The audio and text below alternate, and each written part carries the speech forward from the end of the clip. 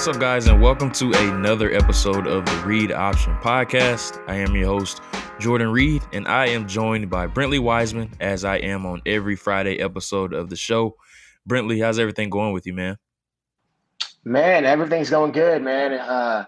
Busy day at work. Was watching some players earlier in preparation of the show. I'm excited. I think we have a good group of players we're going to talk about later here. Some good topics you outlined for the listeners at home. So excited for this one, man. For sure. And we're continuing on with our summer scouting series. We've already covered quarterbacks, we've covered running backs, and also tight ends as well. But one of my favorite positions to scout overall, we're going to talk about wide receivers today, and we're going to get into four of them. We're going to get into the Ohio State duo and Chris Olave and Garrett Wilson, and then we'll finish up the show with Treylon Burks and then also John Metchie III from Alabama. But, man, I must say, before we even get into any of that, today was a busy day in the sports world. Like, I follow a Jeez. bunch of guys on Twitter, Schefter, of course, Jeff Passan from the MLB, who's a really good MLB reporter, Shams and Woj from the NBA, talking about Russell Westbrook to the Lakers. The MLB trade deadline has been crazy. Max Scherzer, I think he went to the Dodgers. We had Anthony Yeah, Rizzo go to yeah. the Yankees. So, like, my phone was going crazy today, and I'm like, man, is something wrong with somebody? Just because I don't really check my phone a whole bunch, but I usually get those alerts when those guys are tweeting, so my phone is going crazy. And I'm just like, man, what in the heck is going on?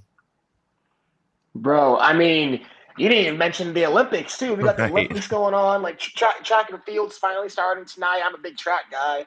Um, but shoot, man, the NBA draft is popping off. You saw Kid Cunningham go to Detroit. I don't know how big you are in at basketball scouting, but I actually do follow, some of the NBA scouting. I just fascinated with the whole draft process. And supposedly, Kid Cunningham's like the best player prospect since like Kevin Durant, like Yeah. since Zion, like that. He's that level of a guy.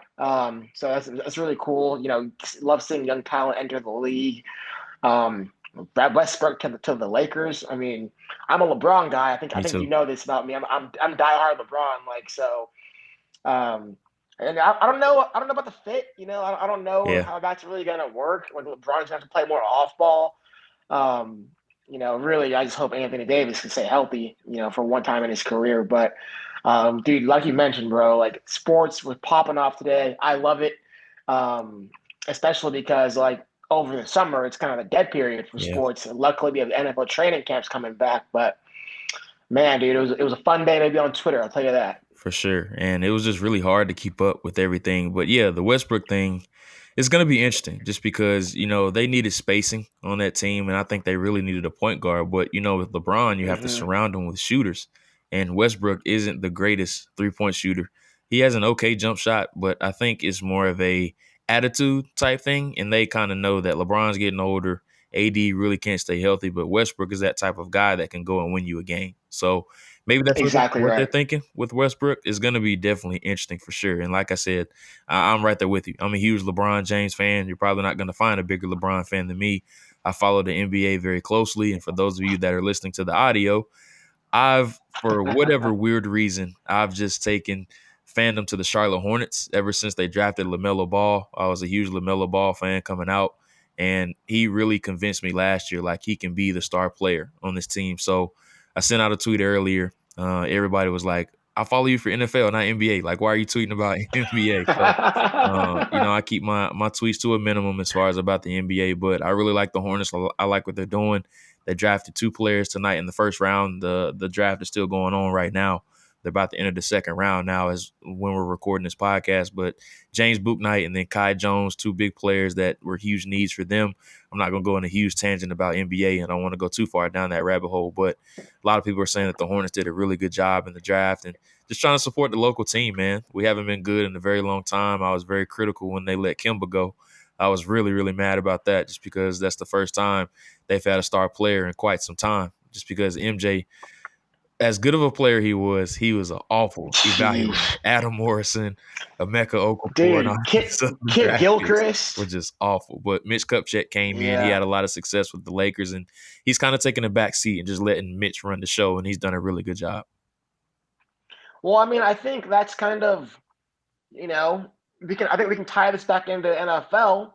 If you're a Broncos fan, that's exactly what the heck you hope happens with Yeah. the Broncos, right? Like John Elway taking a step back, going up to be the EVP or whatever his new title is, and hiring George Patton, coming over from Minnesota as a true general manager. So it's very similar to what Jordan did, Michael MJ with the Hornets. Bringing in Mitch Kupchak, letting a guy who actually has GM team building experience build this thing up, be hands off, and now look, it's paying results. I mean, like you said, LaMelo Ball's a star. Like bottom line, he's Yeah. a freaking star already. And then they killed it tonight. So it's like, I think there's some lessons to be learned, from NFL front offices where sometimes it's not great to have these icons, these legends, right? Like a what do you call John Elway and things like that. You need a guy with experience, a Yeah. guy who has pelts on the ball and has done it. Has been in the draft rooms before and understands what it's like being an area scout. Understands the rigor that's being on the road. Like those are the guys you want building your team. For sure. And it's very rare to see like a great player turn into a great GM. Like Ozzie Newsome is one of the few that I can think Yeah. of that was like a legendary player that turned into a legendary executive.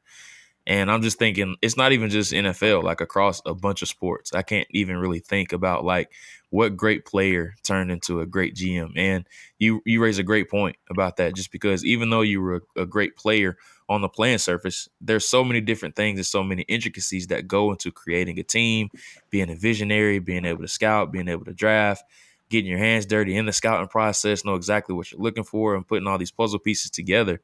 So it's really interesting, man. Just seeing all these different dynamics of team building. And, I'm a sports junkie. Like I've looked at the MLB draft, the NHL draft, now the NBA draft, and just seeing like different things that they look for, the different terminologies that they use, the different grading scales that they use. NBA is really different. MLB is different. Being able to go to the combine this year and all the analytics that they use, learning about the 2080 scale that they use, that was really unique that I didn't know a whole bunch about either. So that was a fun little summer project that I've been able to do this year. Yeah. Yeah. I mean, as you mentioned, like I'm just a diehard just draft fan in general for all sports. Obviously NFL, but I really do follow the NBA draft really, really Yeah, closely. Not too much for baseball and hockey, but I just appreciate the process. I appreciate the evaluation process. I appreciate how the draft is really where pro sports and college sports, that's the intersection. It's exciting. I think it's one of my favorite things about just following sports in general is just the draft process. absolutely. But before we get to our summer scouting series, there was this topic that came up that I did want to discuss Mm-hmm. with you that I thought was really interesting. And it's everybody knows about the NIL that's going on right now, name, image, likeness that's going on in college football. But I think a trend is starting to develop in the high school level. And I'll just outline what I'm talking about. So there's this quarterback in Texas. His name is Quinn Ewers. For those of you that are not knee deep into the scouting process as far as high school related, he's the number one quarterback, ranked quarterback in the country. And he's pretty much on a different tier as far as a prospect. Like I think 247 has him. It was him, Vince Young, and Trevor Lawrence as far as their highest three Yep. graded quarterbacks in history. And I know you being a huge Oregon fan, you're knee deep into the high school rankings and all that Yep. stuff and seeing who they have committed. But that's something that's been kind of new for me now that I'm doing color commentary for high school sports. I've been able to kind of survey the landscape a little bit, getting to know these high school prospects and the rankings and all that stuff. So that stuff is really new to me. Reading all these scouting reports and just watching tape on some of these high school kids has really helped my process as a whole. But just getting back on topic with this NIL topic that's going on right now. So what's happening with Ewers, Pete Thamel did a great job of Yahoo Sports breaking the story. So what's happening with him is that he has a deal on the table. It's a 7-figure deal hovering around $1 million, I believe it is. And I don't want to talk about the company because I don't know the name. I don't want to misquote the name or anything like that. But it is a very notable brand. But in Texas, name, image, and likeness is not legal right now. Like it's against the law for high school student athletes to do it. And it hasn't trickled down to the high school level yet in any sport. But what's happening with that is he has this deal on the table, but he can't sign it just because he's still a high school student athlete. So he can't be affiliated with that at all. So what's happened with him is that he has this offer on the table of where if he opts out of his senior year of high school, which he's able to do, all he has in the article, it says all he has is one core class, which is like an English class that he can be done with within the next few days or so, and he can go ahead and enroll at Ohio State. He can go ahead and graduate so he can cash in on that name, image, likeness, 7-figure deal that he has out there. So I was thinking, man, this may start a trend with these high ranked prospects just because do you go chase that money or do you go back and play your senior year with all of your friends? I know me personally, if it's $1 million on the table, it's going to be hard for me to turn that down. So what I think is going to start to No happen is question, man. that these, top 20 or 25 ranked players in the country that play these premium positions, there's going to be companies throwing money out there to them. And if they're able to graduate early, they're going to say, hey, if you opt out, you can be the poster child of our company while you're playing for this university. And we know the backgrounds we come from. If you offer me $1 million at 17, 18 years old, I'm probably going to take that. Like I can fly back or drive Yeah, back it's and a see wrap. y'all at prom and all these other stuff. I'm going to go ahead and get this money. Shoot, I'll pay for the party bus. Like, Right. just catch me here in a couple months, man. Like, yeah. Right. So I So I thought that was mean, an interesting trend. Just I know you read the article. I forwarded to you a little bit earlier. Just do you think that's a trend that we could see develop and could it have a huge impact on recruiting? And I know you're an Oregon guy, so I mean, if Phil Knight sees this and there's a big time quarterback on the West Coast that's the top ranked quarterback in the country, that I think that's huge for recruiting, man, especially if he's able to graduate early from high yeah, school. yeah. I mean, I think this is like the NIL as a whole has truly, truly, truly, truly changed the game. Like college football will never be the same post to NIL. I mean, it's just a fact. Where you're going to see people start opting out of bowl games and of whole seasons because they know. Like I think you mentioned this on one of our scouting meetings. Why would I go through bowl prep and practice when I could opt out, train, and just do social media campaigns for Hershey's that's paying me $1 million, right? And if you're Quinn Ewers, hell yeah, you go to Ohio State, you opt out of your Right. senior year and get the bag. Like you don't risk. You're already a top recruit. You have hundreds of scholarship offers. You're already committed to Ohio State. You don't risk a broken leg or a torn ACL as a senior, um, and jeopardize your worth potentially when you already have you know a huge opportunity staring you in the face.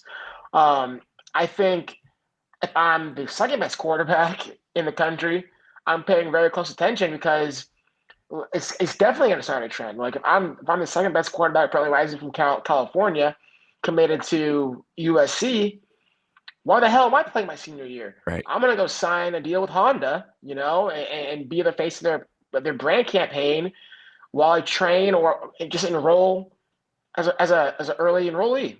So I just think that this is going to be a trickle down effect. It's going to be a snowball effect. We're going to be seeing this left and right now. This has become the new normal. And from a scouting slash like evaluation perspective, this is terrible. Absolutely terrible. Yeah.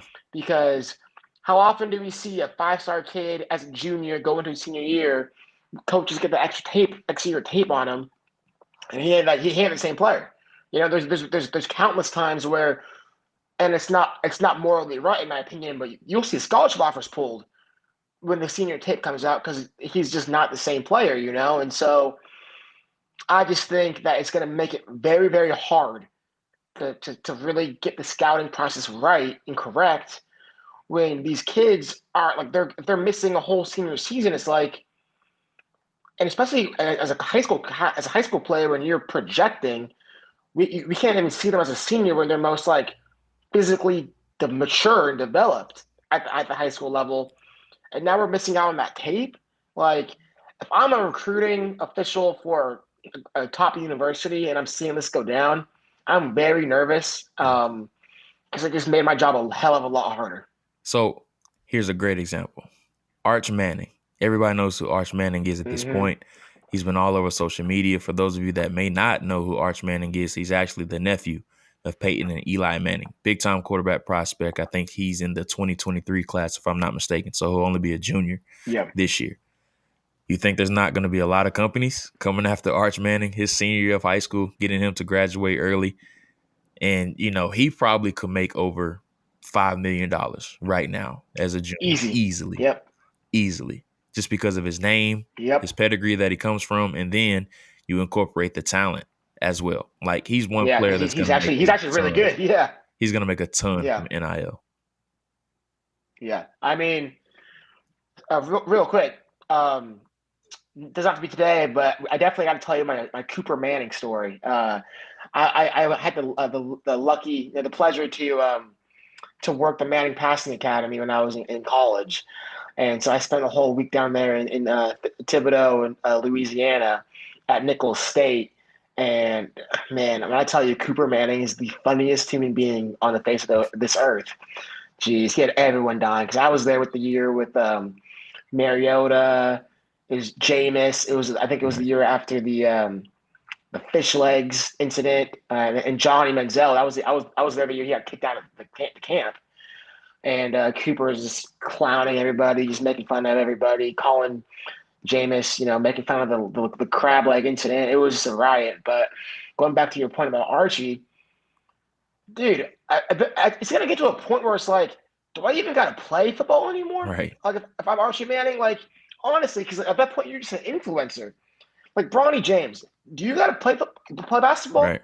Another great Like real example. talk, yeah, you have what, 1 million, 2 million Instagram followers. Like a brand can just pay you to tweet or and post about their product, and you're making $1 million easy. So it's like it's just giving these, and we're talking about two rare examples, obviously with Archie and Bronny, but like if I'm those two guys, am I as motivated to like grind and make it to the highest level of my sport when you've already made it financially? Like, and sure, like they came from the richest of rich families, and so money may not even be their pure motivation. But like, I'm just saying, this NIL stuff is potentially might just give these kids who strike it big a reason maybe not to like go all in on football because hell, I mean, at this point in time, I'm just an influencer, I'm a celebrity. Like, I'll always be able to get deals now, whether I play football or not. Like Bryce Young, and if he has one good year at Alabama, Yeah. he's set. Like he'll be getting deals forever now. And so I don't know. I'm a fan of it. The NIL. I'm happy for the kids. I think it's long overdue. But I'm fascinated to see the kind of how everything plays out. Because again, I don't think that college football and college sports in general will ever be the same.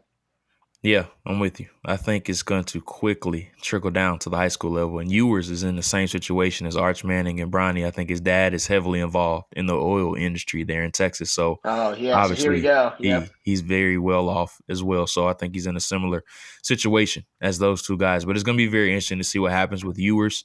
I don't know if he's going to actually play this year just because it's so late in the game. And Ohio State seems to be all in on C.J. Stroud right now. He's set to be the guy there based on what Ryan Day has been saying so far. So definitely interesting, a trend to definitely track. Hey, So CJ Stroud's a guy, by the way. We were recruiting him when I was at UCLA. He's a mhm. guy. Like Chip Kelly was all over him. Chip Kelly loved him, and I really respect Chip's ability to evaluate a quarterback. And CJ Stroud is going to surprise some people at Ohio State. I'm excited to definitely dive into his tape Yeah, at the end of the year. But let's go ahead and get into the summer scouting series, man. That was a really good yeah, discussion about the NIL stuff and wide receiver. And, the first thing that I really wanted to ask you, putting you on the spot a little bit here, just when you're evaluating receivers, what are some traits that you look for or look to stand out when you're looking at these guys? yeah. I mean, first and foremost, speed. You obviously want fast guys on the field, guys who, when you line up against them, you're afraid because you know that they could really take over a game and change the game with just their pure speed down the field. I mean, you could be in the best, you can be the best corner ever, but if you can't run with my guy, it's a wrap for you. Then I think it's just the ability to separate at the top of routes, underneath. Keenan Allen's a great example. I had the pleasure of being around him for 3 years, and he's not the fastest guy. I think he ran like a 4.7, like coming out of the combine, Yeah. but nobody can stick with this guy because he is so good and so quick laterally, and he can change direction. He can sink his hips, and he's so good with his head and body fakes. Right? He's just he's a technician. He's like watching art, and um, that's a skill to me that I don't. It's not coachable. You got it or you don't. The best route runners all have it. It's the ability to separate, change direction, just be silent at the top of the route. So that's number two behind speed for me. And then what I'll say is just swagger, confidence. Like that, I think is the most underrated trait in a star receiver. Jordan, my favorite player of all time, Steve Smith. Like, no joke. Great He's my player. favorite player of all time. Like, if you ask me who the best receiver of all time is, I'm saying Steve Smith. Like, that's what I'm saying. And he was a 5'9" guy, fast as hell. But his best trait was, I'm the baddest mother effer on the field at all times. When the ball's in there, it's my ball. When the ball's in my hands, you're not bringing me down. Big time players make big time plays and big time games. He started that saying. Yeah. And Ice up, son. yeah, ice up, like all that stuff. Like when you see this face, that means I score. Like I know all of his one liners. But I just think like having that dog mentality where it's like third and 10, you need like 10 yards. Who are you going to? Going to Steve, going to Jamar Chase, going to Julio, and they know that they're going to get the ball, and they know they're going to come down with it. Like that's that confidence, that innate kind of just swagger. Like I love, and I really think that in order to be a star receiver on the island, you got to have that. It's like you always say, it's a one-on-one game. Like it's the only time where it's like a true one-on-one game of basketball. And so I think you got to be a little different in the head to truly thrive as a true number one receiver. For sure. And, growing up in North Carolina, Steve Smith was everything here for us, man. So just seeing Yeah. his career unfold, and it sucked when he went to Baltimore during the tail end of his career. But those Carolina Gosh. Panther days were just ridiculous. But I did want to back up. So I have a Keenan Allen story that I hate to tell every time his name is brought Oh, up. he's from your neck of the woods. Huh? He's from North Carolina. I played against Yeah. Keenan in high school. So No way. there's only two people to ever catch pick sixes off me. It's Ross Cockrell when he was at Duke and we played against him. And when I was in high school, the other is Keenan Allen. And a lot of people don't know, Keenan was originally supposed to go to Alabama to play safety.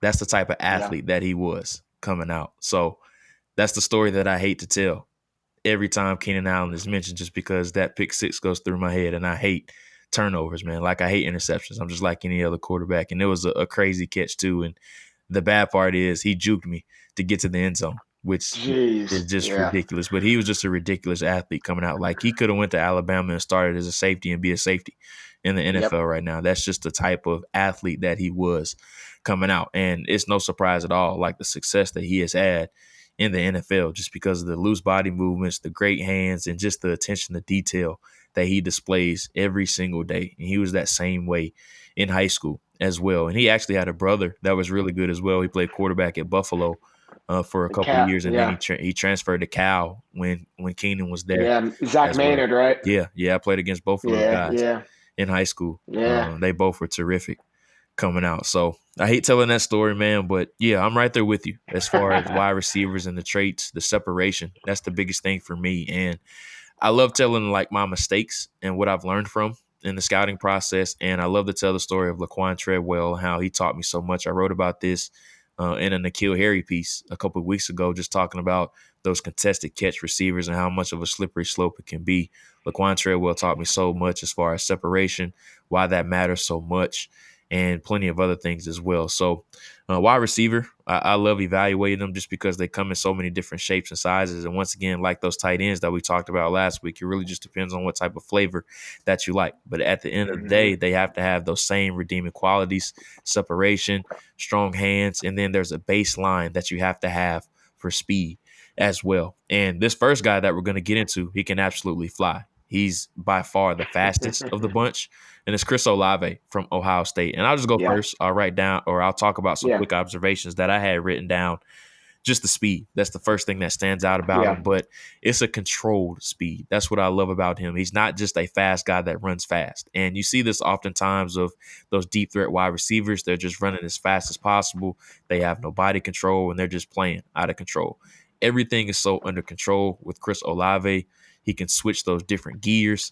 He can get in that first gear, he can do that second gear, and then he can put it in turbo and just run right past you as well. And I think it was Penn State, if I'm not mistaken, he had a long catch down the left sideline that was really Mm-hmm. impressive. Clemson was his big game of the year, and he's really good at the line of scrimmage as well. He used those subtle stutter moves before he can hit the gas and explode and run right past you. Only had one drop last year, so he's not that typical down the field burner type that isn't able to catch in those underneath areas. And, on the flip side, some things that I did have some concerns about him, just the frame. That's what really worries you a lot. Yeah. He has a very, very small frame from top to bottom, and it shows up after the catch. He's mainly what I like to call a catch tackle wide receiver. He's not going to break a ton of tackles and get you those explosive plays. All of his explosive plays are going to come from his down the field explosiveness. And then he's not going to give you much as far as blocking in the run game either, even though he is very active as far as his effort. But his body frame just shows up a lot as far as how slender it is. And the name that I wrote down for him, I think he's a mirror image of this guy, but he's much more polished, and is Will Fuller. I think he's exactly like Will Fuller as far as what he brings to the table, the speed, the route running. I think he's much more of a polished route runner.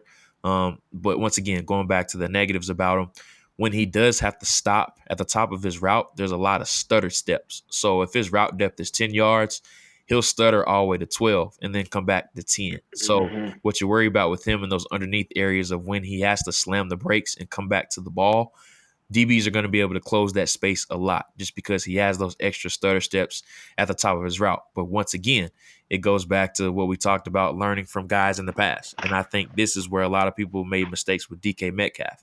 If he's a north-south receiver, let him run north. Just let him run north-south. If he's an east-west guy, let him thrive in that role. So with Chris Olave, where he's going to thrive, and that's in those north-south type of routes. Just allow him to run vertical, let him run those big posts, those goals over the middle of Yep. the field or the sideline as well. But I liked him a lot. Will Fuller, Kenny Stills, those were the two names that I wrote down for him.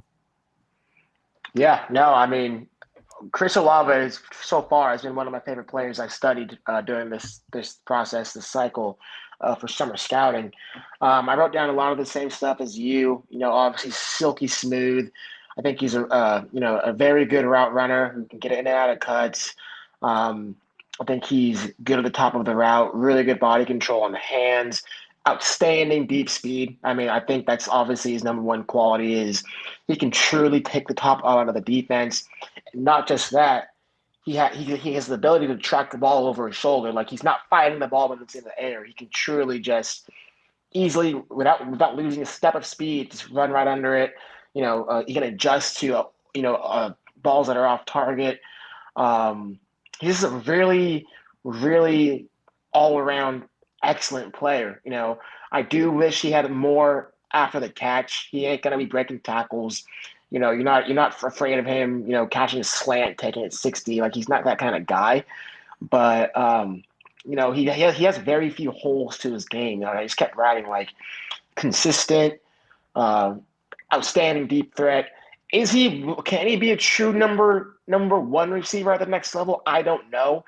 You don't really see him win a lot in contested situations. Like you don't really see him do a ton of like goal line fades and going up over the top and climbing the ladder. Like you don't see that. But if you're looking for a guy who can stretch the field, has really good hands, can get you a first down, is just an overall consistent player, then he's your guy. I think with his skill set, to me, I gave him a solid first round grade. Like I'm all in on Chris Olave, even as a number two. I mean, Will Fuller was drafted to be number two in the first round, and if he could stay healthy, that would be he'd be killing it. And so I think there's a really good role for Chris Olave at the next level. And to me, I told you guys in the scouting, I think he's the cleanest of all the prospects I've seen. Like outside of obviously the top four guys, top five guys, but like this is a guy whose evaluation to me is pretty cut and black and white. It's cut and dry to me. Like he's just a good player. Yeah, for sure. And a lot of people thought he was going to come out last year, and it was a huge surprise for a lot of people to see him, myself included, to see him go back to school just because he was being mocked mid to late first round. And I think that's probably the target range of where he's going to end up going if he has a successful season this year. But the wide Well, receiver one versus wide receiver two arguments is something that's going to come up big time about him just yeah. because I'm right there with you. I don't think he's ever going to be that true number one wide receiver, but if you have a dominant wide receiver one already on the roster and you're looking for that complement Mm-hmm. that can help him in those short to intermediate areas to take the top off the defense, like you said, I think he could help you a lot. Like one spot that I love for him would Yeah. be Green Bay. If they bring Devontae Adams back, just imagine him. I don't think Randall Cobb's going to be there next year, but Amari Rodgers, Chris Olave, and then Devontae Adams for whoever is playing quarterback there Yeah. next year. I just think that would be a great situation for somebody to walk into or just have those weapons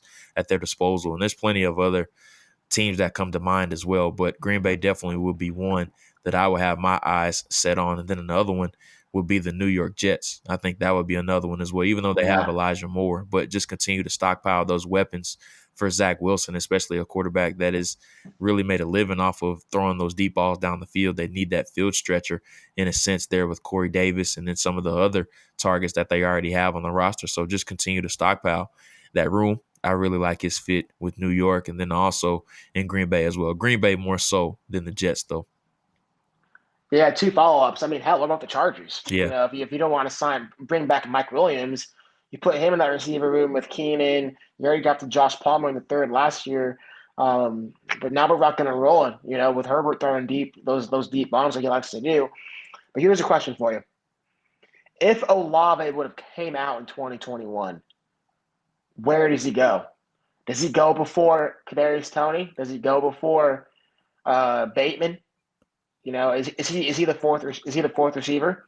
Yeah, I think that the Giants took Tony at what 20 or something like that when after they Yeah. traded back. I think you definitely take him before Tony just because of how more well-rounded he is. I think he's a much cleaner prospect than what Kadarius Toney was.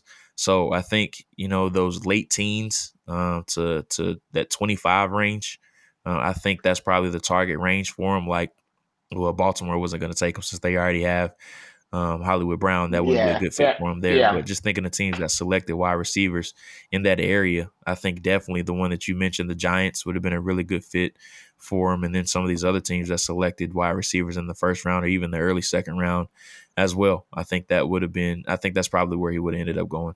Yeah. I mean, maybe even to Jacksonville because, Yeah, Urban Meyer has familiarity with him. for sure. So let's go to his teammate now, and let's go to Garrett Wilson, another player who's getting a ton of preseason buzz right now. And it was really fun to scout these guys at the same time, just because when you're watching Olave, Justin Fields sometime would lob a deep ball to Garrett Wilson. And then when you're studying Garrett Wilson, you're looking at him throw the ball all over the yard to Chris Olave. So it's really cool to see how these guys feed off of each other. But Garrett Wilson, completely different skill set. He really was more of a slot type of receiver. That's really where his neighborhood was for the most part, but really strong hands. The only drop that I saw in 5 games watching him, I watched him against Penn State, Indiana, Michigan State, Northwestern, then also Clemson. The only drop that I saw was when he was in the slot on the goal line. He put a really nice move on the guy, and it was a corner route in the corner of the end zone against Penn State. That's really the only drop that I've seen from him on tape. But as far as a route runner, I think he's way ahead of Olave. Like, this dude is a technician. And I love that the most part about Wilson. But the one thing that I worry about with Wilson is just his ability to run down the field and stack guys cleanly. He doesn't have that top end Mm-hmm. speed that you're looking for. So I think that's why he's primarily going to have to be a slot guy on the next level. He had a nice play against Indiana up the seam early on in the game. I actually think it was their first play during the first series of the game. Had a really nice catch in that facet. But as far as against zone coverage, he's going to be able to find the holes in the zone, sit down in them when he needs to. And then he's able to beat man coverage cleanly at times. But when he has those longer, twitchy guys on his hip, he does struggle a little bit as far as stacking them and winning cleanly down the field. So that's my biggest worry about him. But as far as his route running, he's extremely, extremely creative. Fantastic release patterns at the line of scrimmage. He always comes with a really nice plan, really aggressive with his hands during those second level releases to clear those linebackers against zone coverage and then man coverage as well. So he's one guy that that second, third round, I think that's a fair range for him. Right now, it's just the speed, the true top end speed. That's the biggest thing that you worry about with Wilson. But what did you think of him? Yeah, I think he's the best route runner in the class. I think uh, body control is outstanding. Really, I mean that it's top not like it's top of the line in terms of what he can do when the ball's in the air, adjusting to the football, coming down with circus catches, making it look easy. It's really special. Like you said, he's a technician as a route runner, really setting the top of the routes, can create separation with ease. At all three levels of the field, in my opinion, I do question his deep speed. Like you said, he's not a guy who's really gonna take the top out of the defense like a Chris Olave. But if you put Garrett Wilson in the slot, let him go to work in the middle of the field, in those shallow areas, and get the ball in his hands. 'Cause that's the other thing. This kid is so dang shifty with the ball in his hands. Like Yeah. he's a highlight reel waiting to happen. And he has these loose hips, and he's so quick and can change the direction at the stop of a dime. It's like just get this kid the football, on these quick slants, these quick outs, and let him go to work. So I'm a really big fan of his game. I think, his ability, again, to play the football in the air, he has strong hands, and is just a natural route runner with really good football instincts. He's a guy who's, is he a first-round guy? No, you need a guy with a little more explosiveness, a little more so better kind of all-around physical skill set. But to me, in the second round, I'm getting a 90 ball a year guy, 7 touchdowns from the slot. Let's go to work. That's. I think he's again a really clean prospect. When you have a specific role defined for him. So I think Ohio State's going to put a lot of points on the board with Olave and Wilson out wide. Yeah, for sure. And it was early on against Penn State. It actually might have been the first play of the game. They gave him a jet sweep, and he took it like 60 yards. But you see the lack of top end speed with him. So I think that one play alone really painted a crystal clear picture of his speed and how much he lacks it. But as far as him being a loose mover and being able to bob and weave his way through traffic, very creative, loose hips, like you said, I liked Wilson quite a bit. Not as much as Olave, but Yeah. it wouldn't surprise me if he ends up going on to have a better career than Olave overall, just because of how clean of a route runner he is, and he's not so reliant upon one area of the field. But I did like Wilson quite a bit. What Yeah, I grade mean, did you end up I've giving him? seen. I gave him a solid two. I gave Okay, him a solid two, me too. just because, like you said, like I can just see. It's really, really easy to see what his role will be at the next level and see him winning in that role. I've seen things. Like he's a really hyped player right now, man. Like you're not finding a mock draft from the general public and media that doesn't have this kid in the top of the first round. Like, Yeah, so he's being talked about as being a wide receiver one in this class, and I don't think neither me or you see that, but I think we both consider and say he's a good player. for sure. Now, this next guy, he is getting some buzz as the top wide receiver in the class, which is very debatable, and that's Treylon Who Burks we got? from Okay. Arkansas, a player that I had the opportunity of being the area scout for. He's in my Mm-hmm. region. So I wanted to see what the hype was all about, just watching him about a month or so ago. But just a little bit of background about him. Very highly decorated player coming out of Arkansas, was actually an all-state baseball player his sophomore and his junior season, was a 3-sport star, played basketball, of course, football, and then also baseball as well, but did tear the ACL during his senior year of high school. So he did not have a senior year of high school at all as far as any sports. Went on to play at Arkansas, and he's been phenomenal ever since then. But the thing about Treylon Burks is that he has that strong build. He's about 6'2", 230 pounds, and he looks every ounce of it on tape. He has that thick build, that AJ Brown type of build, that just very Mm-hmm. thick from top to bottom. And he kind of looks like a running back playing wide receiver. And Arkansas uses him like they use him at every position except offensive line. Like he's playing running back, he's playing slot, he's playing outside. And like I said, when I told y'all in the scouting meeting, they treat him like the best player on the high school team, the high school football team. And they're just trying to get the ball in his Just hand get the ball in his hands. every Yep. way imaginable. And 82% of his targets came from the slot. last year. But I think this is a mistake that a lot of people are going to make with Treylon Burks. And this is what I learned from Justin Jefferson. What did everybody say about Justin Jefferson coming out? He was a slot only guy. He didn't have any Yep. experience outside just because we didn't see it on tape. But they had what? They had Jamar Chase and they had Terrace Marshall out on the Terrence. outside. Yep. Now, Arkansas obviously doesn't have those type of options on the perimeter, but I'm just talking about Arkansas utilizes him in the slot just because that's their quickest way of getting him the ball. So they use him there. They use him in the backfield and in the slot primarily just because that's their quickest ways of getting him the ball. Now, don't make this mistake with Treylon Burks. You say he's playing those positions. That doesn't necessarily mean that he can't play on the outside just because we don't have any evidence of it. And I think that's a mistake that a lot of people made with Justin Jefferson is because we don't have the evidence of him playing outside. So they just immediately think, oh, he's a slot only wide receiver. And I think that's what a lot of people are going to say about Treylon Burks just because 82% of his targets came from the slot. That's only because that's their quickest way of getting him the ball. Those quick RPO slants, those quick screens, those bubble screens, perimeter screens, and then an occasional carry out of the backfield as well. But as far as the body strength that he plays with, he's a tank, man. Like defenders bounce off of Yeah. him. He runs the ball with plenty of intensity.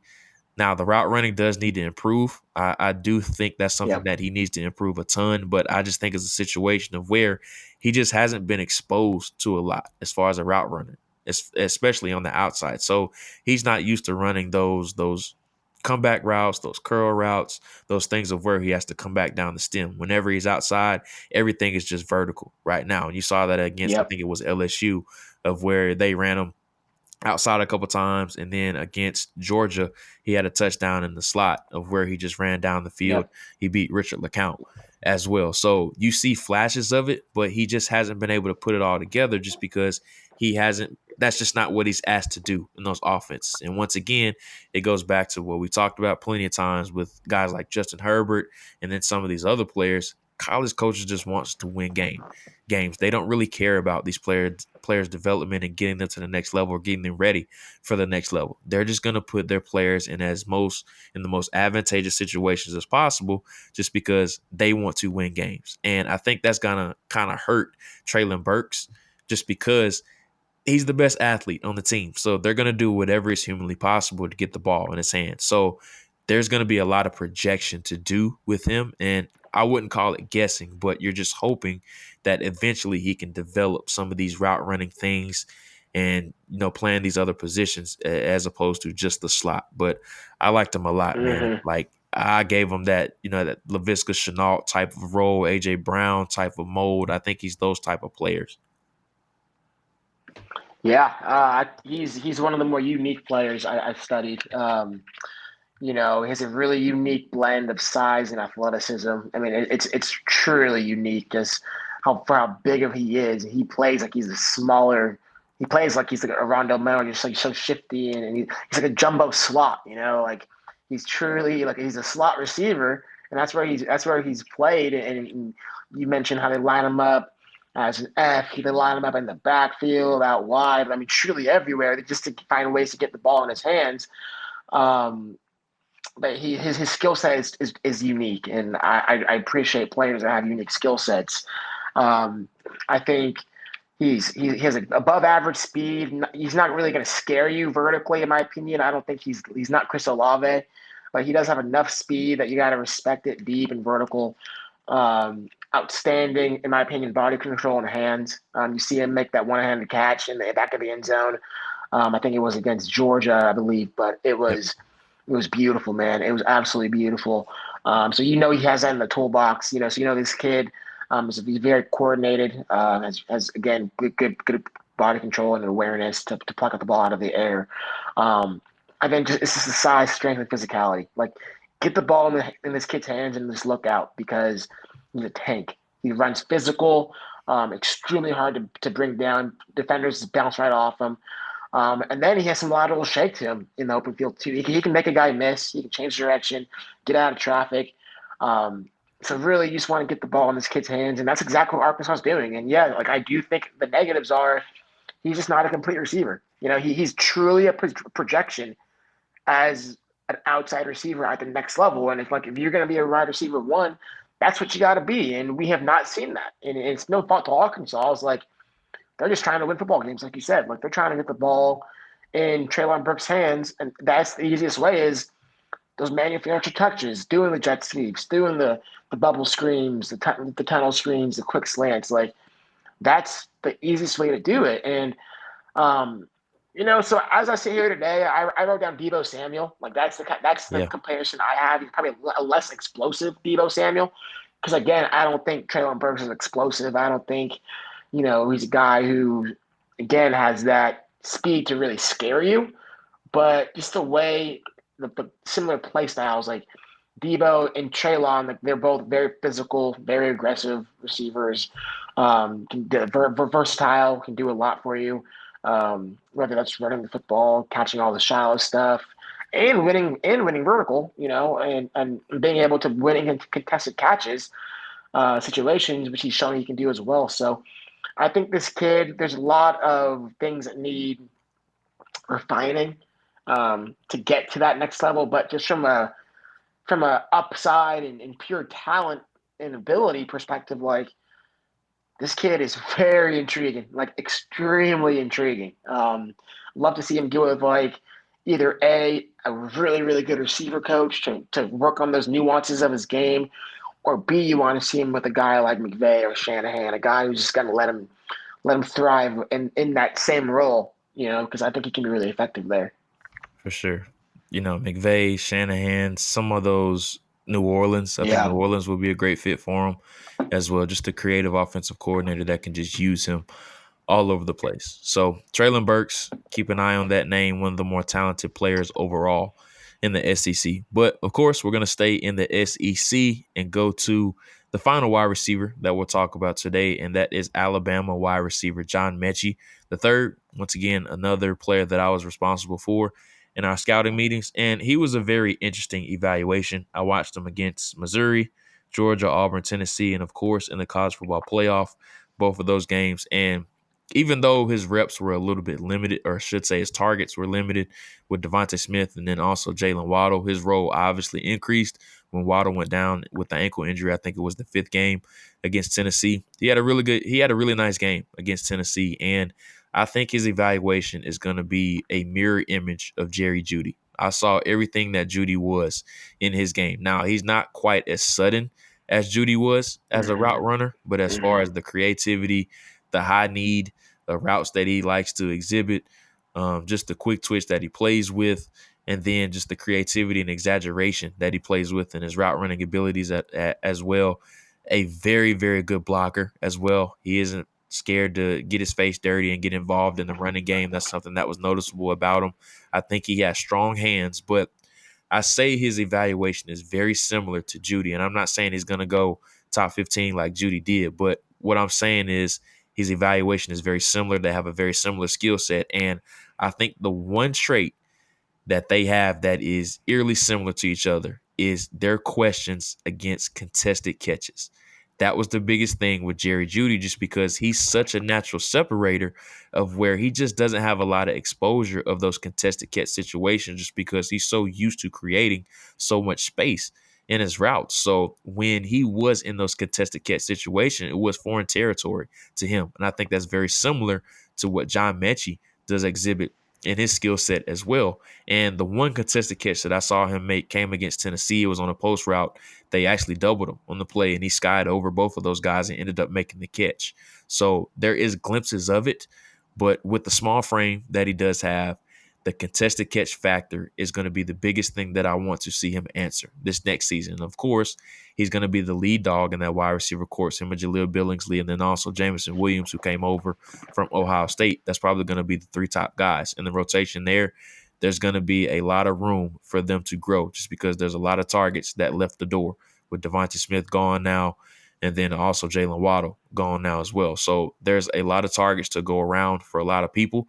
And obviously, just like the big questions that we had about Waddle last year, how was he going to handle being, the number 1 and number 2 wide receiver in that room now? That's the big question that we have now with Metchie III. Can he handle being the lead dog now? You're not the person that's disguising the coverage now, or, everybody's going to be rolling their coverage to these other guys as opposed to they're going to be rolling it to you now. So how are you going to handle everybody game planning for you now? So I like Metchie. I gave him a solid second round grade, but I want to see him take that next step. As far as a route runner, he already has it, but the contested catch factor, that's going to be the big question that I want to see him answer this upcoming season. Yeah, it looks like he's just the next in line at Alabama for the receiver room. But I wrote down that he has good size. I think he has above average speed. I don't think he's truly a burner down the field. I don't think he's Jalen Waddle or Ruggs or even Jerry Jeudy in my opinion. I think he's probably closer to a low 4.5, high 4.4 guy. I don't think he's a 4.3 guy. But again, I think he is, like you said, a really nuanced, really creative route runner, understands attacking leverage, could sink his hips, get in and out of breaks. Like you mentioned, I don't think he's the most sudden at the top of the route. He's not, gonna snap you off, on a curl route, or anything like that. But, I just think he's a smooth, fluid athlete, really good hands, really good body control to play the football in the air. And then one of the things I wrote down that I appreciated, I think he's a very strong route runner. And Yeah. what I mean by that is like when DBs are really trying to hand check him on his stem, like he has a really kind of sturdy lower half of his body. He'll never get pushed off his track, and I really appreciated about him. I think he's good after the catch, not great. And I think he has above average speed to track the ball down deep. I gave him a 2 as well. I don't know if I see an upside here for a true number 1 X receiver, but I think he can be a really good number 2. Like I'd love to see him. I'm trying to think of a team off the top of my head. I mean, like him being a number 2 to Terry McLaurin would make a lot of sense, or something like that. Where he's like a consistent, more of a position guy in my opinion, but he's a guy you can count on if you're a quarterback. So I appreciated his game. Just don't know if he's at or near the same level as the guys that had before him. For sure. Yep. And, he's one player that's going to be highly debatable about a lot of people. And then, of course, in draft rooms as well, just because he's the next in line. And we know Alabama is a wide receiver factory. I mean, we can go down, we can be here all night as far as the wide receivers that have come out of there over the past half decade or so. So John Metchie III, definitely keep an eye on him. But that is our show for today or for this week. Of course, another 2 shows in the book. But if you did miss our summer scouting series, we are done with wide receivers now, but we have previously covered quarterbacks, running backs, and also tight ends as well. And then, next show, we're going to wrap up our wide receiver preview. And George Pickens is one name that we have settled on. Drake London is going to be another that we get into. And then there will be 2 more that we are going to discuss over the weekend that we are going to get into as well. There's a lot of talent in this wide receiver class, but it doesn't seem to be a consensus wide receiver 1 this year, very similar to last year. So I think that's going to be the interesting portion about this draft class overall, especially this position group, just because wide receiver is always one that is widely debated, just because it's something that teams always need every single year. And it's not a premium position, but of course, when you do have a young quarterback or a talented quarterback in general, you always want to have a lot of talent in that wide receiver room. So once again, of course, thank you guys for listening to the Reid Option Podcast. I'm Jordan Reid. He's Brently Wiseman. Thank you guys for listening. Make sure to subscribe and leave a 5-star review. We will be back. The entire team and the entire gang will be back together on Monday. Dre will be joining us, and he can go over some of the wide receivers that we talked about on this show. And then we will cover 4 new wide receivers that will include George Pickens and then also Drake London, with 2 more to be named. So once again, thank you guys for listening, and we will be back on Monday.